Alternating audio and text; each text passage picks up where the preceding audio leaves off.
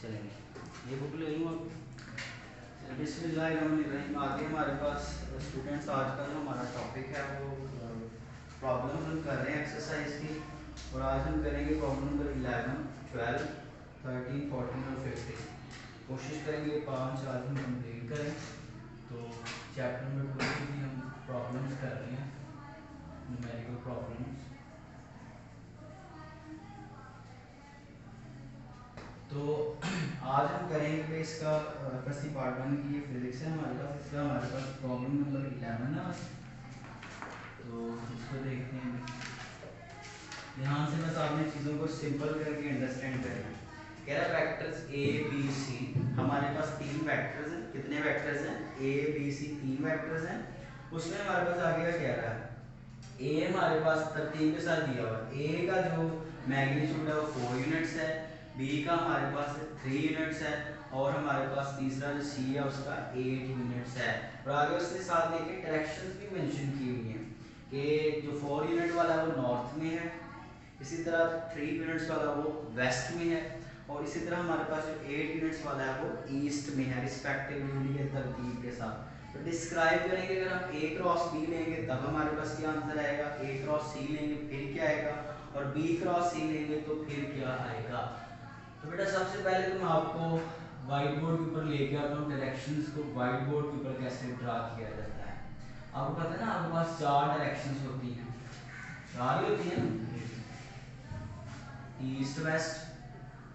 तो देखिए फिजिकली हम क्या करते हैं, ज़ाहिर हम अपनी डेली लाइफ में हम कहते हैं कि आगे वाली जो साइड है वो वेस्ट है, जिसे हम मगरब कहते हैं, और पीछे वाली साइड ईस्ट है कि नहीं, और दाएं वाली साइड को हम नॉर्थ कहते हैं, और बाएं वाली साइड को हम साउथ कहते हैं।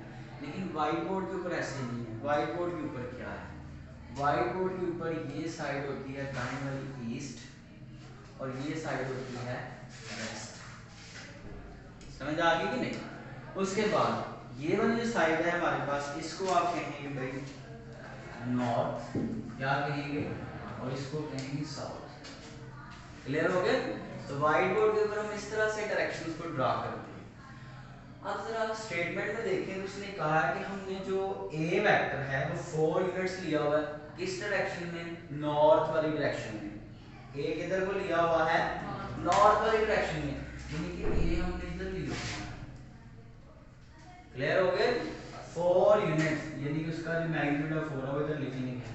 तो हम लिखते हैं इधर कि हमारे पास जो ए है वो है 4 यूनिट्स, का मतलब है कि उसका मैग्नीट्यूड कितना है, 4 यूनिट। यूनिट हमें नहीं पता कि क्या न्यूटन है ये क्या है, तो इसलिए 7 यूनिट लिख दिया। और किस डायरेक्शन में, नॉर्थ की डायरेक्शन में। बात समझ आई। आगे का क्या रहा है कि जो बी वेक्टर है वो किधर को लिया हुआ है, वेस्ट की डायरेक्शन में। दूसरे नंबर पे बी है ना, तो बी कितना है हमारे पास, बी है भाई 3 यूनिट्स, और वो किधर को लिया हुआ है, वेस्ट की डायरेक्शन में। बी नजर आ गया, बी हमने वेस्ट में लिया हुआ, और बी का जो मैग्नीट्यूड है वो कितने यूनिट्स है बेटा, 3 यूनिट्स है, in the direction of west. बात समझ आ गई। तीसरे नंबर पे हमारे पास क्या रह गया, सी वेक्टर, वो हमने 8 यूनिट्स लिया, और किस डायरेक्शन में, ईस्ट की डायरेक्शन में। ये है हमारे पास सी। तो बात समझ आ गई। अब जरा ये था हमारे पास डेटा। अब वो कह रहा है सी का भी लिख दें कि सी हमारे पास कितना है, 8 units in the direction of east. Clear हो गया बेटा। सिंपल करके समझ लीजिए, बड़ा आसान। अब देखिए वो कह रहा है कि अगर ये आपने तीनों दे दी हैं तो बताएं, डिस्क्राइब करें, एक्सप्लेन करें, वजाहत करें कि जो ए क्रॉस बी बनेगा, ए क्रॉस बी लेंगे तो दो वेक्टर्स का क्रॉस लेते हैं तो एक वेक्टर ही आता है। ए क्रॉस बी का जो आंसर है उसको जरा एक्सप्लेन करें कि उसका मैग्नीट्यूड क्या होगा, उसकी डायरेक्शन क्या होगी। ए बी लेंगे तो वेक्टर आएगा। अब उस वेक्टर की मैग्नीट्यूड क्या है, उस वेक्टर की डायरेक्शन क्या है, इसको डिस्क्राइब करें। अब उसके बाद दूसरी चीज वो क्या कह रहा है, डिस्क्राइब करें। दूसरा क्या कह रहा है बेटा, तीनों को आपस में फिर चलें जी ए क्रॉस सी कर लें, ए क्रॉस सी कर लें हमारे पास, तो वो बताएं क्या है। फिर क्या करें बेटा, बी क्रॉस सी करें, ये हमारा डाटा है। ठीक, इसी को हमने इन तीनों को एक्सप्लेन करना है इनकी मदद से। ठीक है, सॉल्यूशन लाइट भी नहीं है उसके पास। अब सॉल्यूशन में जाएंगे तो पहले हम लेते हैं ए क्रॉस बी, पहले नंबर पर ए क्रॉस बी। ए हमारे पास कितना है, ए है हमारे पास 4 यूनिट्स। अब ए बी कैसे खोलते हैं, A B sine theta and क्या, ऐसे खोलते हैं। अब ए हमारे पास यानी कि ये ए का मैग्नीट्यूड है, तो ए का मैग्नीट्यूड कितना है, 4 है। कितना है 4, ये वेस्ट तो डायरेक्शन है, नॉर्थ इन जो भी साथ भी हो, तो ए है हमारे पास 4 इनटू बी कितना है 3 है। साइन थीटा, दोनों के बीच में ए और बी के बीच में देखिए कितना एंगल बन रहा है 90। कितना बन रहा है, तो साइन 90 हो गया। आगे एन कैप साथ वैसे ही रहेगा। बात समझ आ रही। अब देखें बेटा 4 इंटू 3 कितना हो गया 12 हो गया।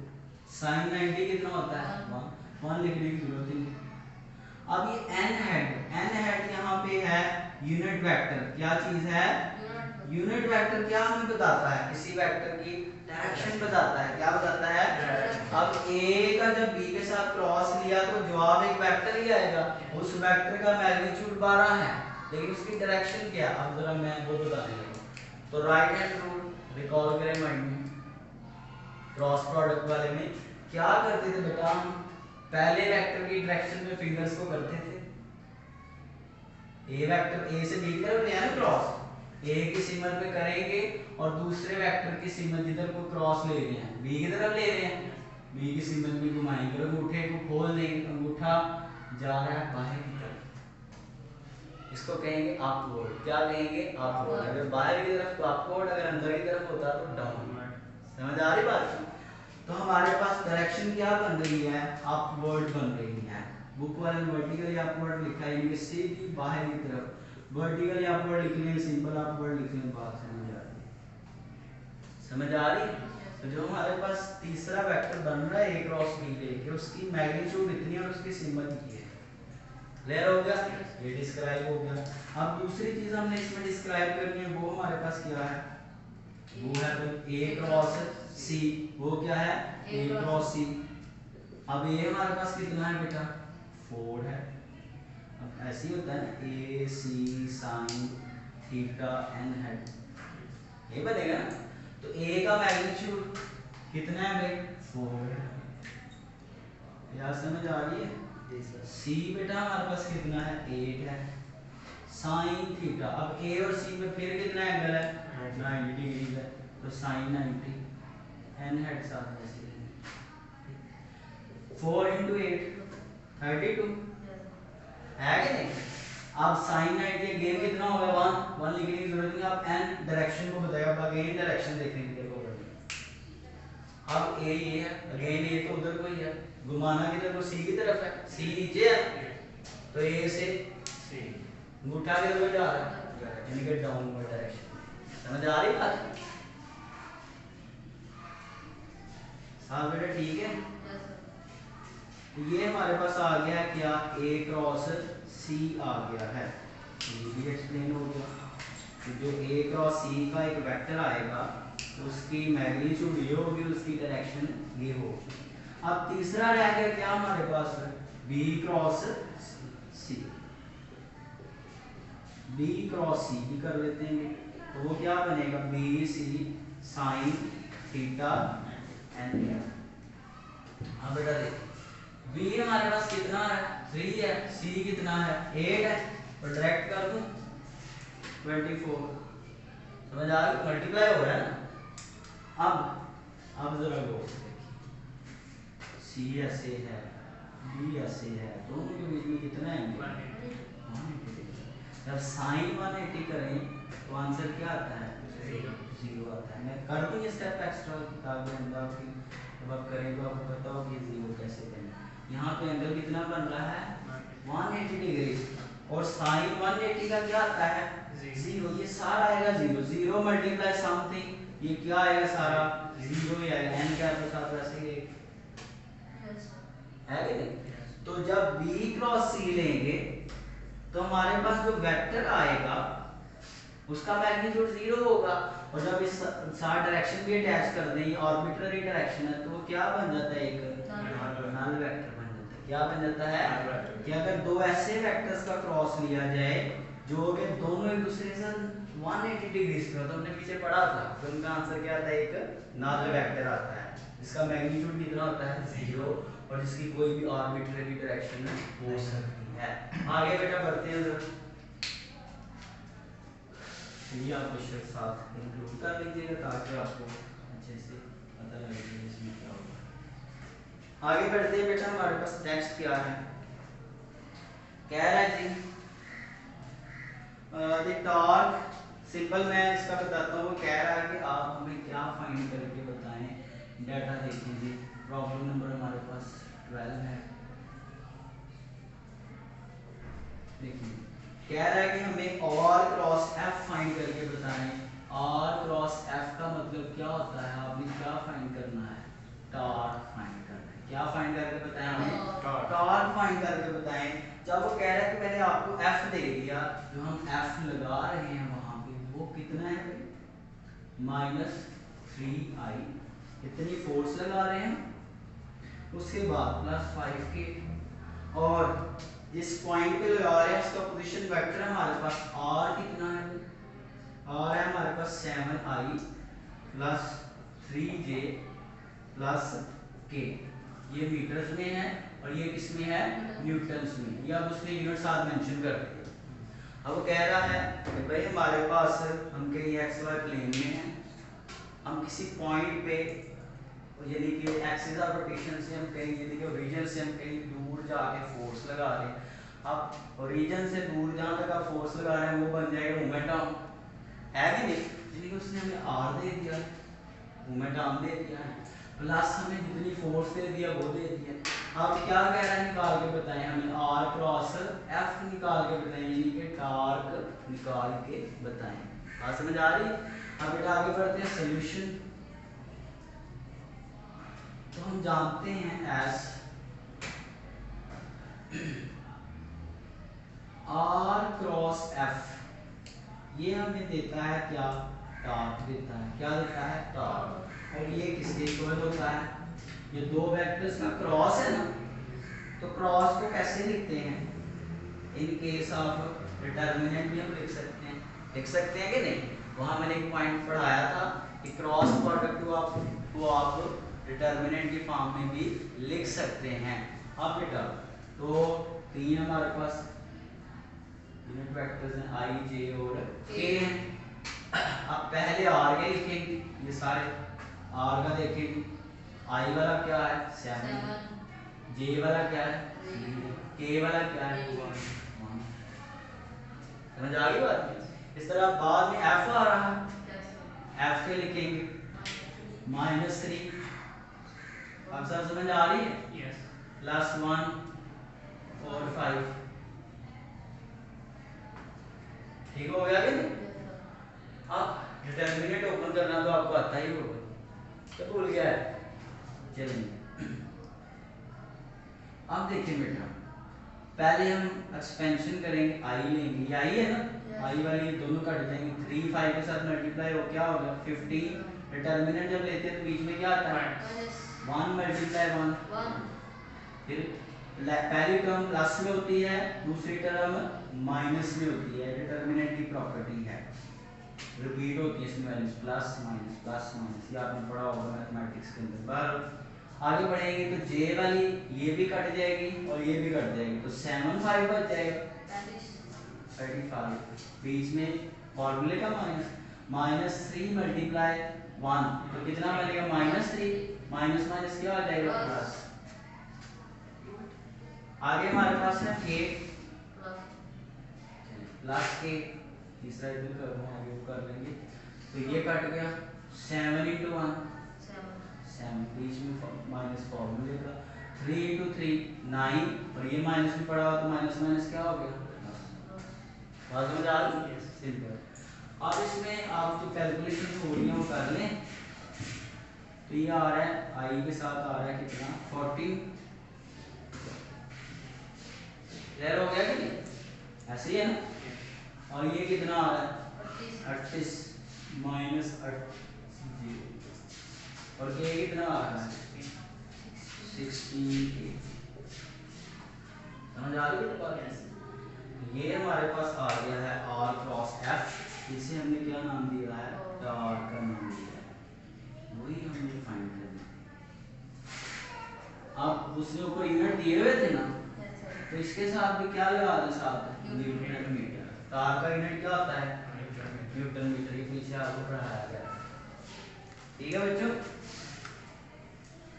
आगे बढ़ते हैं बेटा। एक बात और सुन लें जो कि हम पीछे बार बार करते आ रहे हैं। अगर तो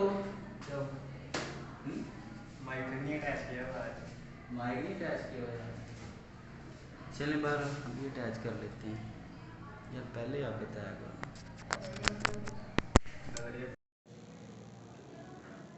चलें बहरहाल कोई नहीं।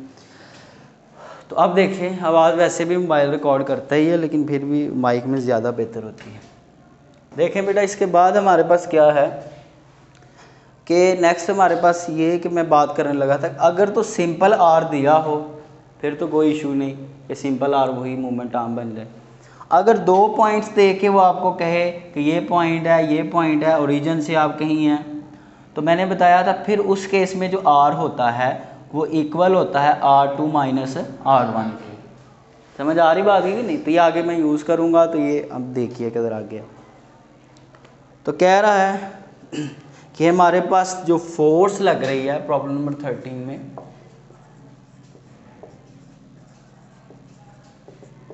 कह रहा है जी फोर्स लग रही है हमारे पास I माइनस 2J, इतनी फोर्स लग रही है ना, और वो जिस पॉइंट पे लग रही है वो हमारे पास क्या है -J प्लस K है। ये एक ही पॉइंट हो तो फिर तो वो simple r -J plus K। अब कह रहा है कि इस पॉइंट पे अगर आप फोर्स लगा रहे हैं तो बताएं कि यहाँ पे टार कितना होगा। बात समझ आई है? अब ज़रा दूसरा देखें, आप इधर बस ध्यान रखें, उसको आप छोड़ दें, कंफ्यूज होंगे आप।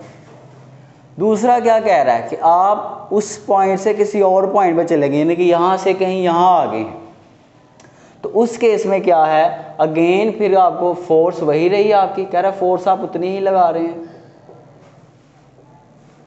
लेकिन अब आप इस पॉइंट से शिफ्ट हो गए किसी और पॉइंट पे, वहाँ जाके आप फोर्स लगा रहे हैं, फिर टार कितना होगा। तो अब देखें बेटा, उस केस में जो हमारे पास टार का पहले भी हमने टार फाइंड किया, उसको टार का नाम, इसको टार डैश का नाम ले लें, वो फाइंड करें।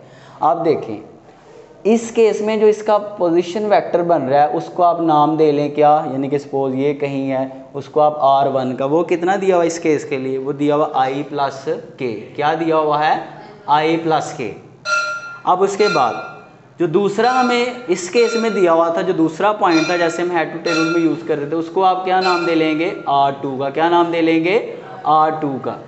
और जब आपने इस केस में टार्क फाइंड करने के लिए R फाइंड करना है तो आप क्या करेंगे R2 माइनस R1 करेंगे, पकड़ लें बेटा, ठीक। अब देखें ज़रा, तो ये कर लेते हैं, फिर हम डायरेक्ट ही मैं इसका करता हूँ। तो ये हमारे पास R क्या आएगा, देख लें ज़रा इधर, R2 हमारे पास है -J,